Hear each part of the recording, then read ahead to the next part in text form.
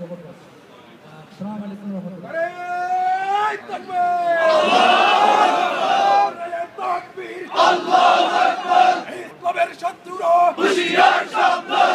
আজকের বিজ্ঞান সমাবেশের সম্মানিত তৌহিদি জনতা, আপনাদের সামনে এবারে বক্তব্য নিয়ে আসছেন শুধু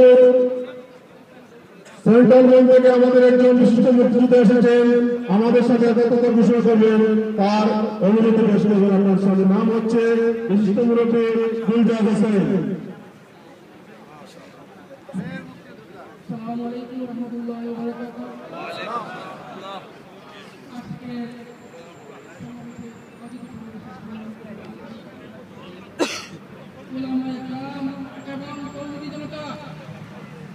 আপনারা জানেন ৫৬,০০০ বর্গমাইলের বাংলাদেশ প্রায় চতুর্দিকে মলাউন বেষ্টিত।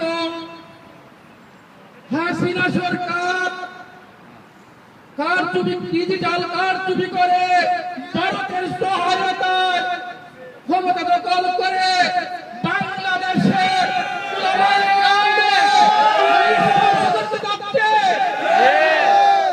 আমরা এই সমাবেশ থেকে আজ প্রতিজ্ঞা করতে চাই, শপথ নিতে চাই, আমাদের শেষ রক্তবিন্দু দিয়ে হলো তৌহিদি জনতার অধিকারকে হারায় করে আমাদের